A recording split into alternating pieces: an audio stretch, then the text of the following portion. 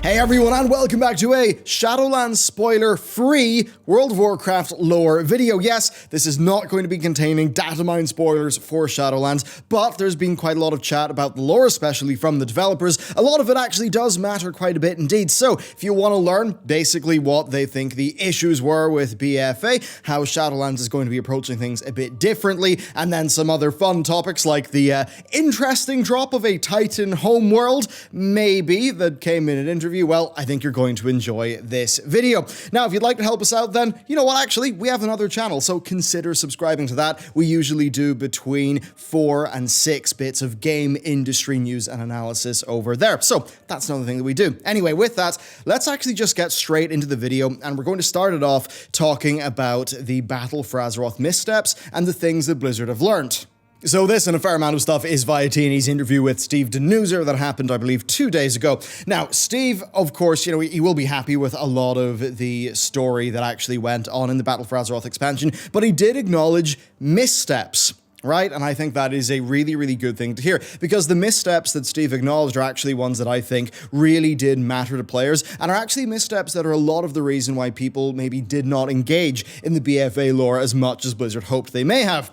Particularly, he said that it was patches that did not have clear endings. Now, if I was to say that there was maybe 2 major problems with BFA from a lore perspective, I would say, number 1, it's the nihilistic, edgy stuff that people, I think, just don't really resonate with that much emotionally. I think that was problem A. But then I think, yes, what Steve hit on here was problem B. That a lot of the time, there was a lot of mystery that was going on in the story that did end up in patches not having very clear endpoints for the narrative, that just meant that players didn't really feel engaged. They were basically just left a bit more lost and confused. Now, part of that is down to them doing a split narrative where you'd be playing through the Alliance War campaign, but to actually know what was going on, you'd have to either play or read up on the Horde War campaign. So there's a fair amount of that stuff happening with the split narrative, and then even within that narrative, sometimes the split allegiances that players could have, and that just meant that, according to Steve, people could feel lost and uncertain by the end of a patch. And that is a quote. Now, look, for a storyteller to admit that a lot of their audience was ended, you know, like actually just left feeling lost and uncertain, that's actually a pretty darn big admission for a storyteller, right? So I think that's actually a really good admission, and how it applies to the Shadowlands expansion, I think, is going to be very interesting indeed. Now, before we talk about how he's actually planning to do that, I want to bring up 1 or 2 really good examples. I think, for me, the prime example is the 8.1.5, 8.2 era, where N'Zoth had this plan for the Black Blade of the Empire, and that plan also involved the Crucible of Storms and players by defeating Unat, completing a trial, but that stuff was like split between the 2 factions in a weird way, and it wasn't really that clear that actually Nathanos was going to give the Black Blade of the Empire to Ashara, and that Ashara was also in this via her pact with Sylvanas, and that Ashvane was also included in that, and that actually was part of a conspiracy that spanned both Zanzilar and Kulturas.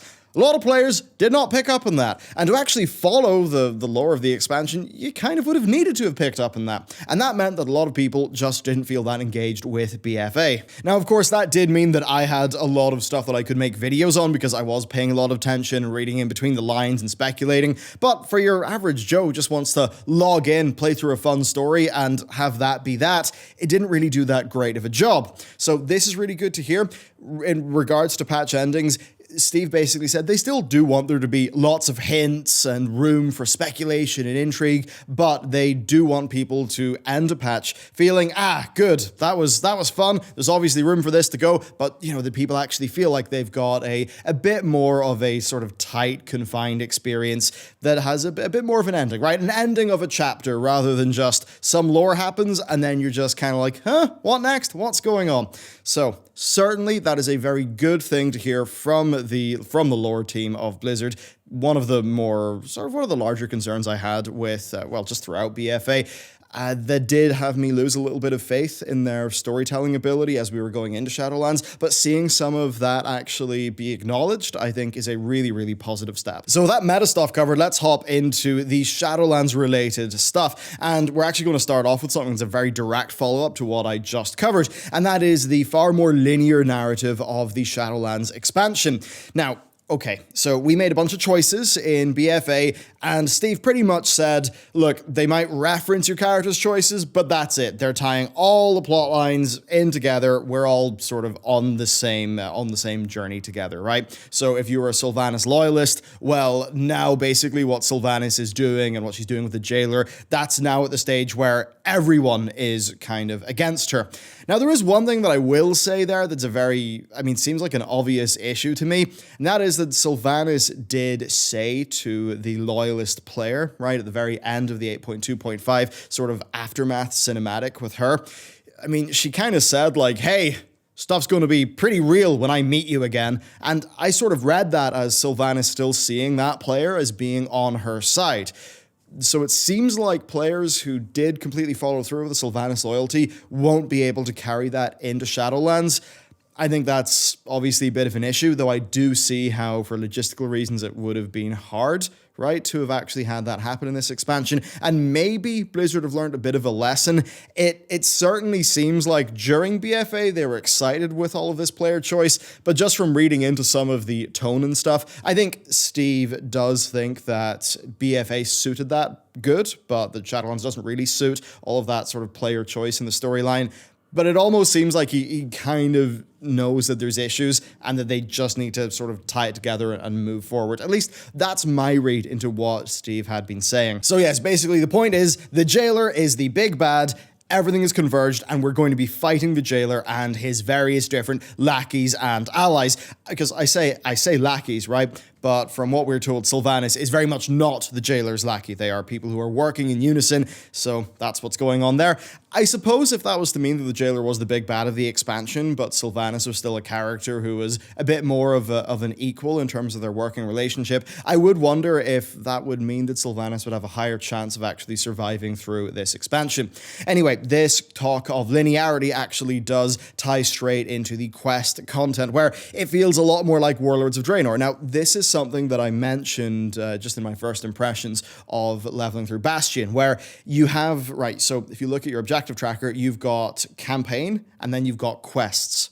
So the quests is just all your side quests and, go get 10 bear pelts or, that sort of style of thing. Whereas the campaign bit is far more like taking you from key place to key place to key place in a zone with key characters, really just doing a more tight storyline. Now, Steve did say that, yeah, you can go through every single zone only doing those linear campaigns, and you'll get that really sort of well-paced, sort of fast story. A little bit, thinking about, say, traveling around with Yrel in Warlords of Draenor, right, which I thought was a pretty good experience. You're going to get that, but that will not take you through the entire zone. So if you do all of that, there'll still be other stuff to go around and do afterwards, which certainly is a good thing. And, I mean, if I think about this personally, yeah, far prefer this to the in-zone storytelling of the Legion and Battle for Azeroth expansions. And of course, that's not just within zones, that's also across zones. On your first playthrough, right, you are going through the zones linearly. I believe Revendreth is the final zone. So I imagine we'll have that narrative actually build up to something. Now, of course, that's not going to be it for the story content, but first, the Jailer, right? The Jailer is our main villain. Steve confirmed this, and he basically said that it was really fun for the team to move away from the BFA way of, there being the multiple sides and the intrigue and the mystery, and just going straight back into the usual. We're going to throw all of our eggs in the big villain of the expansion basket. Certainly, I think that's actually a really good break for things. He said that, yeah, they know where this expansion ends, they know what the final sort of villain is and all of that stuff, but Steve did also say that there's more to the Jailer than meets the eye.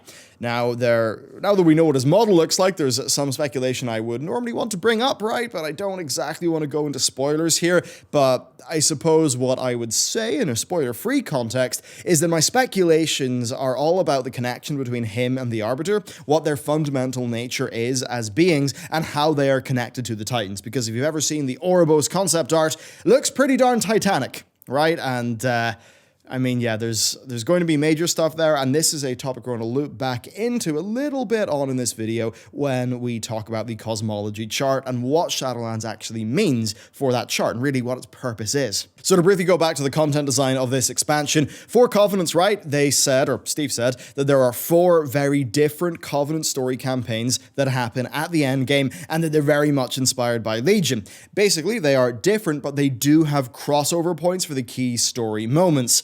And overall, I'd say that sounds pretty decent. I guess for me it's interesting, right? So the class Order Hall campaigns were of wildly varying quality, and I think the war campaign of the BFA expansion, I mean, they only were doing 2 war campaigns, yet somehow those war campaigns felt smaller and less consequential than some of the class Order Hall campaigns, even though they were doing 12 of those. So a very strange situation. I think just generally BFA, I think it was just starved of resources. I think they dropped the ball completely in the war campaigns. I mean, yeah, I honestly thought they kind of sucked, and they certainly did not have me wanting to play the game.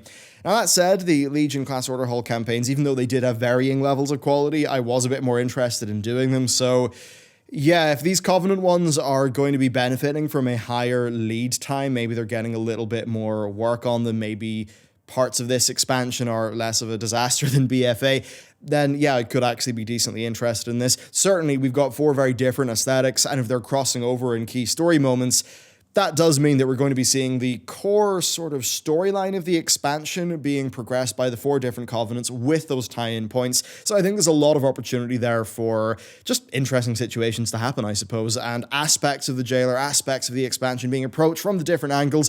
And certainly then if I think about, say, alt-friendliness in this expansion, which is meant to be quite good, yeah, if you have 4 characters, you'll have a pretty decent reason to play through all 4 Covenants, it seems. I think that certainly is good, right? If I think about the longevity of the Legion expansion, yeah, it was being able to roll an alt and, you know, do that Order Hall campaign, then maybe do a mage tower. There's a fair amount to do, basically, on alts, unlike with BFA, so I think that actually bodes quite well for the health of this expansion. So a lot of that's the endgame stuff, but during leveling, it is confirmed, and it has been since BlizzCon, that Tyrande is going to be a major character in the Argent Wheel storyline. Steve gave us just a little bit more color to that. So Tyrande is kind of there, right, as an important Night Elf character. They basically were aware that they couldn't really wrap up the Night Elf storyline super quickly at the end of BFA, so that's something that will last for a decent amount of time.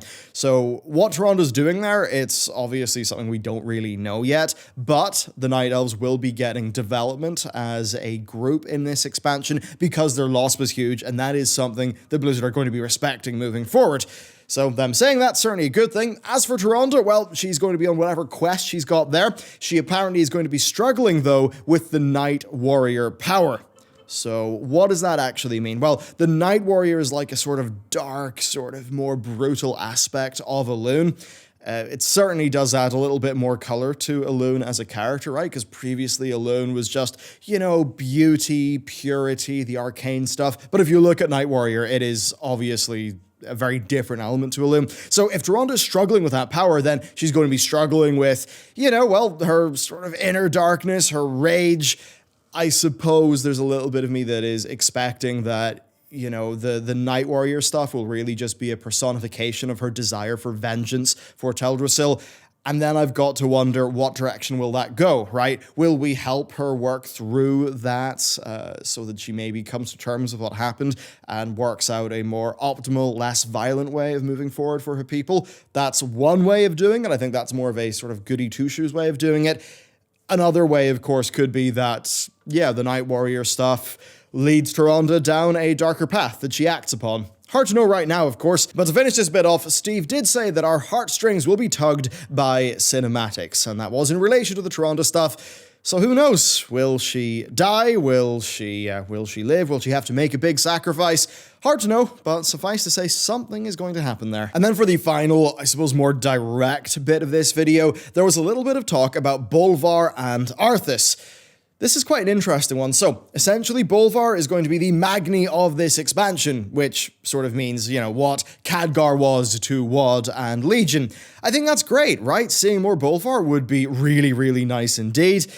He was a pretty cool character. He was just on ice, obviously, for a very long time indeed. So actually getting more proper Bolvar, I'm really into seeing that. And I'd also love to know, like, Bolvar was doing some pretty dark stuff whenever he got the Demon Hunter, or not the Demon Hunters, the Death Knights back, right? If you actually went through that Death Knight campaign in Legion, yeah, Bolvar was a bit of a rumbly fellow as compared to his far more virtuous, sort of, stoic, sort of, maybe not stoic, but like, his older, right, sense, right? More noble character. He was doing worse things. So I'd like to know, now that the helm is off, what's he going to be like? Is Bolvar going to be closer to that character who is a father figure to Anduin from the past? Or is he still going to be this real hardcore guy that has got no problem with sending his Death Knights into the Paladin area to try to to literally kill a whole bunch of Paladins and then try to raise up Tyrion as a Death Knight? Are we going to get that crazy version of Bolvar or another one? Right now, obviously hard to tell. Now, when, of course, talking about Bolvar, there's also some thoughts of Arthas, the previous Lich King, coming up, and Steve actually did talk there. A lot of people have been wondering, will Arthas return in this expansion? And obviously, Steve didn't say yes or no, but he did say that to bring Arthas up lightly would be to cheapen him. So I think that means that they're not just going to be throwing in, little references to him all over the place. I think, right, the way that he talked about it, it almost seems to me like they do have a plan for Arthas's soul. That's not me saying that anything is confirmed, but it seems to me like they've got a plan there. I have got to wonder if it's, their next sort of break glass in case of emergency, because if they bring Arthas back, I mean, come on. People would be rushing back to this game. A lot of people would also think, wow, that's kind of cheap, but hey, it would work. Still, though, you get my point, right? Arthas is such a core character to the identity of the Warcraft franchise that, yeah, Steve is basically saying they don't want to bring him up lightly. Now, one thing that a lot of people thought with the Shadowlands expansion was that with BFA struggling a bit, they would basically just, throw everything, throw in the kitchen sink, right? Characters that from the past, they're here now, and really do a Memberries, right? Play in the nostalgia. And they could have done that with Arthas to get people back. But it seems like they're not doing that immediately. I do think they have a plan for Arthas, but not doing it lightly is good. I think if Arthas is to come back, it's got to be in a very considered way. It's got to be in a very major way as well, right? One that does not cheapen his death and what he ended up doing. So if Arthas was to come back, I'd be certainly half excited, half worried to see how they would do it, because that is, that's narrative gold, right? You don't want to retroactively mess it up. But it certainly is good hearing that the team are very aware that that is something the players will be thinking about. And then finally for this video, two slightly more meta topics. Number one, when talking about the cosmology chart, Steve said that a lot of what this expansion is going to be doing is putting meat onto the bones of that chart. And that is very good, because if you look at that cosmology chart, there's a lot of stuff on it, and you can speculate a lot based on it, right? But there's a lot of detail, right? A lot of texture, the sort of thing that really is vital to knowing what's actually going on, that is not there yet. Even say the Emerald Dream. If you think about the Emerald Dream and the Shadowlands, you've probably heard before of my Lifelands line of thinking, where I actually think the Lifelands probably is a thing, and that's maybe where life comes from. It sort of goes from the Lifelands into the the corporeal realm, the material realm, right, where Azeroth is, where we all are, and then whenever it goes away from there, it goes back to the Shadowlands, and that's probably some sort of cycle, something like that. Certainly based on the descriptions of the Emerald Dream, it really seems like there was something there that was more fundamental, that also had some sort of connection to the world soul of Azeroth, that that ANR then was able to sort of shape into what we would then know as the Emerald Dream. So right now, we know about the Emerald Dream in an Azerothian context, but we don't really know about it in the cosmic context. And there definitely is a cosmic thing going on there, because the Rift of Aln sort of spans the Twisting Nether, right? Archimonde, at the end of the Warlords of Draenor expansion, had Emerald Nightmare corruption on him, which means that, yeah, Archimonde and Xavius were probably doing something together. You get my point here. So in the life side of things, as it connects the Twisting Nether in space, there's obviously something going on. So then, if we look at the opposite of that, into the Death Realm, we're going to see the mechanics of Death explored a lot, but we're then also probably going to see via that the sort of ripple effects of what happens in the Death Realm onto all the other places, right? So that's going to be pretty darn interesting. And that actually leads me directly on to the final thing. I suppose the headline grabber, which was Steve saying the words Titan Homeworld. Now, to give you some context here, so this isn't a sort of overhyped thing, Steve was talking about, you know, when a mortal being dies, they go to the Shadowlands. And what was actually interesting is Steve said basically that, yeah, mortal beings are sort of beings of death magic in a way, right? Because that's where they end up going to. So I thought that was a little bit of an interesting tidbit. Anyway, right, so mortals go to the Shadowlands. Demons, when they die, they go to the Twisting Nether, which is like their fundamental realm, sort of where they're from, their essence or whatever. So then he said, Titans. We've never seen what happens when a Titan dies. Where does it go? Because there's at least 2 dead Titans. Argus, well, he ain't around anymore. We've thoroughly dealt with him. And of course, there was the Titan that Sargeras slashed in two, as shown in the Chronicle art.